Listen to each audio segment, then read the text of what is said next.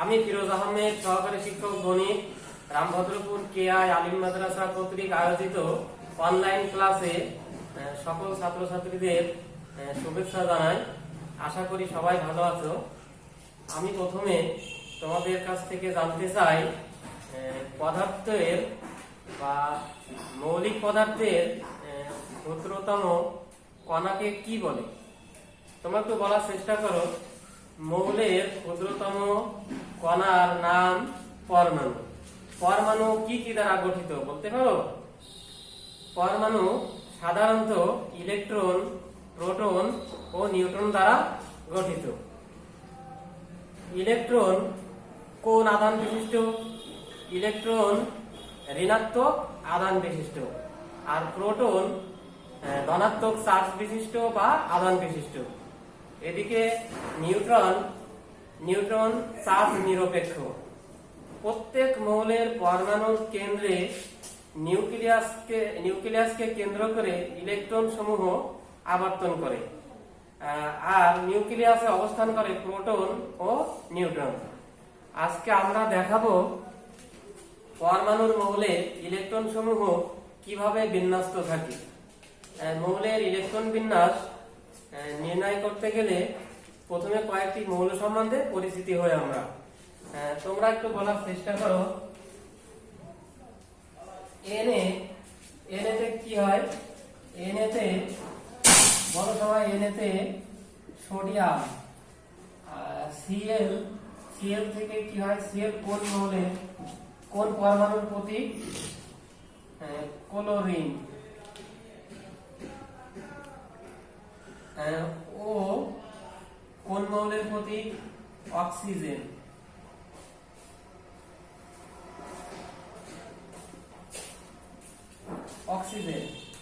আর C হচ্ছে carbon.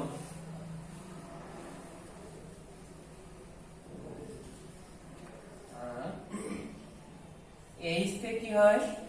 H তে hydrogen.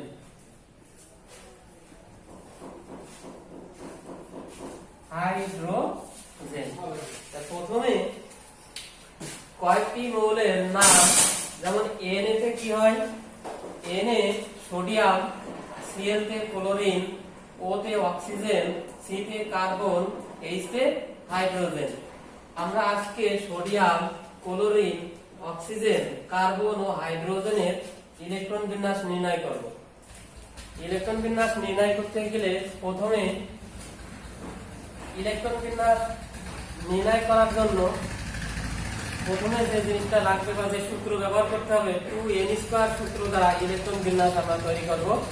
প্রথমে আমরা সোডিয়ামের ইলেকট্রন বিন্যাস চিত্রের মাধ্যমে দেখাবো। সোডিয়ামের পারমাণবিক সংখ্যা 11। সোডিয়ামের পারমাণবিক সংখ্যা কত? 11।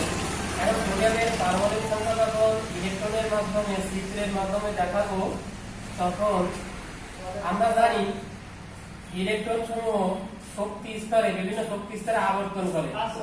প্রথম শক্তি স্তরে ইলেকট্রন সংখ্যা কয়টি থাকে? 2টি। দ্বিতীয় শক্তি স্তরে ইলেকট্রনের সংখ্যা কয়টি? 8টি। তৃতীয় স্তরে বা শক্তি স্তরে ইলেকট্রন থাকে কয়টি? 18টি। এভাবে পর্যায়ক্রমে ইলেকট্রন সমূহ। তাহলে সোডিয়ামের ক্ষেত্রে তোমরা বলো তো, প্রথম শক্তি স্তরে ইলেকট্রন কয়টি থাকবে? প্রথম শক্তি স্তরে ইলেকট্রন কয়টি থাকে?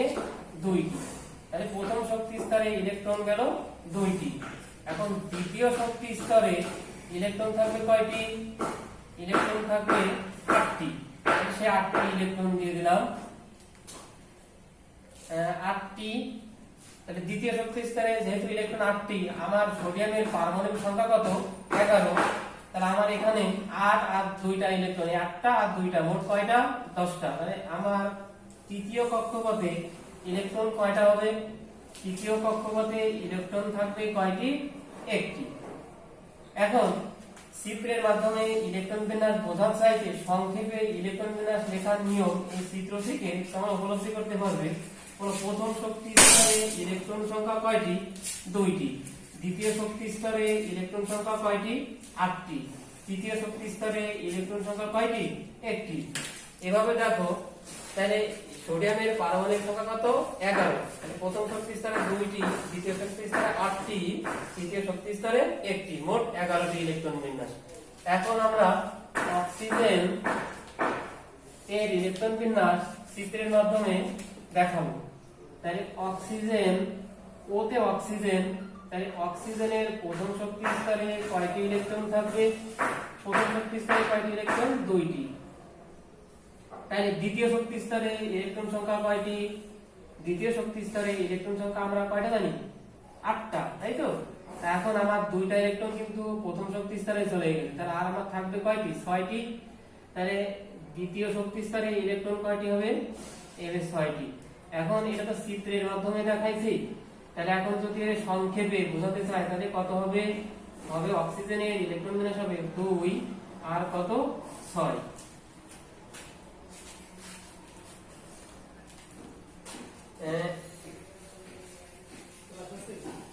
এখন সোডিয়াম, এবার দেখো ক্লোরিনের ইলেকট্রন বিন্যাস। Cl এর পারমাণবিক সংখ্যা কত জানো? ক্লোরিন এর পারমাণবিক সংখ্যা 17। তা ক্লোরিনের ইলেকট্রন বিন্যাস যদি আমরা চিত্রের মাধ্যমে দেখাতে চাই তাহলে Cl থেকে কি ক্লোরিন, তা ক্লোরিন পরমাণুর ইলেকট্রন বিন্যাস যখন নির্ণয় করব তখন প্রথম শক্তি স্তরে ইলেকট্রন সংখ্যা কয়টি হবে? প্রথম শক্তি স্তরে ইলেকট্রন 2টি। দ্বিতীয় শক্তি স্তরে ইলেকট্রন কয়টি থাকবে? দ্বিতীয় শক্তি স্তরে ইলেকট্রনের সংখ্যা কতটি হবে? ইলেকট্রনের সংখ্যা হবে 8টি। তাহলে মোট ইলেকট্রন সংখ্যা কতটি হলো? আমার 10টি। এখন তৃতীয় শক্তি স্তরে ইলেকট্রন সংখ্যা থাকার কথা কয়টি? 8টি। না, দ্বিতীয় শক্তি স্তরে 8টি, তাহলে তৃতীয় শক্তি স্তরে কতটি? 18টি।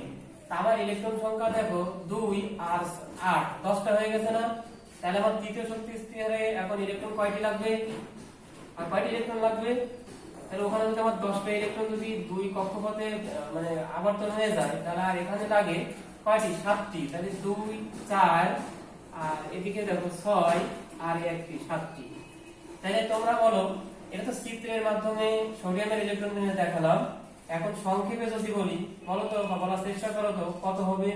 তাহলে প্রথম শক্তি স্তরে কত? 2, তারপরে শক্তি স্তরে কত? তারপরে শক্তি স্তরে কত? 8, তারপরে শক্তি স্তরে কত? 7। তাহলে সোডিয়ামের ইলেকট্রন বিন্যাস সংক্ষেপে যদি বলি তাহলে কত হবে? 2 8 আর কত? 7। আর একটি ইলেকট্রন বিন্যাস তোমাদের একটু দেখাবো বা চেষ্টা করব। নাইট্রোজেন, তাই N প্রতীক দ্বারা কোন মৌলের পরমাণুর নাম বোঝায়? নাইট্রোজেন। নাইট্রোজেনের পারমাণবিক সংখ্যা কত? 7।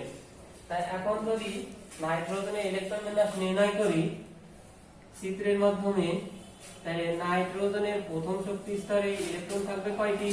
2টি। তাহলে দ্বিতীয় শক্তি স্তরে আর ইলেকট্রন কয়টি থাকার কথা? 8টা। কিন্তু আমার 2টা কিন্তু প্রথম শক্তি স্তরে যেতে চলে গেছে, তাহলে এখানে আর কয়টি ইলেকট্রন থাকবে? কয়টি? 2 4 5, এই দেখো এদিকে 2 3 4 5 6 আর একটা লাগবে না? 7। কেমন হলো? 2 4 6 একটি লাগবে এখানে। 2 আর 4 4 4 5 5 আর 2 7। তাহলে সোডিয়ামের সংক্ষেপে যদি ইলেকট্রন বিন্যাস নির্ণয় করি তাহলে কত হবে? 2 আর কত? 5। এখন আমি তোমাদের পুনরায় একটা প্রশ্ন করি, তাহলে পরমাণুর ক্ষুদ্রতম কণার নাম কি? পরমাণুর ক্ষুদ্রতম কণার নাম বা মৌলের মানে ক্ষুদ্রতম কণার নাম পরমাণু। পরমাণুতে কি কি থাকে? পরমাণুতে থাকে ইলেকট্রন, প্রোটন, নিউট্রন। তাহলে তোমরা বলার চেষ্টা করো তো দেখি, ইলেকট্রন কোন আধান বিশিষ্ট বা কোন ধরনের চার্জ বিশিষ্ট? ইলেকট্রন সচরাচর ঋণাত্মক চার্জ বিশিষ্ট, আর প্রোটন ধনাত্মক চার্জ বিশিষ্ট, আর নিউট্রন চার্জ নিরপেক্ষ। তোমরা খেয়াল করে দেখবা যে ইলেকট্রন সবসময় পরমাণুকে কেন্দ্র করে তার চারিপাশে আবর্তন করে। এই আবর্তন যে করে, এই আবর্তন করে একটি সূত্র দ্বারা। এই সূত্রটির নাম তোমাকে কেউ বলতে পারবা? 2 n স্কয়ার। এখন খেয়াল করে দেখবা, যদি প্রথম শক্তি স্তর হয়, প্রথম শক্তি স্তর মানে n এর মান যদি 1 হয় তাহলে প্রথম শক্তি স্তর, তাহলে প্রথম শক্তি স্তর যদি হয় তাহলে 2n স্কয়ারে আমরা যদি 2 গুণ n এর মান যদি 1 বসাই তাহলে কত আসে? 2 আসে। তাহলে প্রথম শক্তি স্তরে ইলেকট্রন কয়টি? 2টি। অনুরূপভাবে n সমান যদি 2 হয় তাহলে কোন শক্তি স্তর? দ্বিতীয় শক্তি স্তর। তখন কত হবে? 2 গুণ, দেখো 2 স্কয়ার, 2 গুণ 2 দুগুণে 4, তাহলে 4 দুগুণে কত? 8। দেখছো খেয়াল করে? তাহলে প্রথম শক্তি স্তরে 2টি, দ্বিতীয় শক্তি স্তরে 8টি। আবার n সমান যদি 3 হয় তাহলে কোন শক্তি স্তর? তৃতীয় শক্তি স্তর। 2 গুণ 3 স্কয়ার, তাহলে 2 গুণ 3 × 9, 9 দুগুণে কত? 18টি। তাহলে তোমরা যখন ইলেকট্রন বিন্যাস নির্ণয় করবা তখন একটি কথা মনে রাখবা, প্রথম শক্তি স্তরে ইলেকট্রন সংখ্যা দেবা কয়টি? 2টি, দ্বিতীয় শক্তি স্তরে 8টি এবং তৃতীয় শক্তি স্তরে 18টি। এভাবে তোমরা ইলেকট্রন বিন্যাস নির্ণয় করবা। বাসায় একটু কাজ নিয়ে নাও। যেমন Cl এর পারমাণবিক সংখ্যা 17, অক্সিজেন এর পারমাণবিক সংখ্যা কত? 8, সালফার এর পারমাণবিক সংখ্যা 16। তোমরা এখন নিজেরা একটু চেষ্টা করবা চিত্রের মাধ্যমে এবং সংক্ষিপ্ত আকারে। আজকের মতো সবাইকে ধন্যবাদ জানিয়ে এখানে শেষ করছি। আল্লাহ হাফেজ।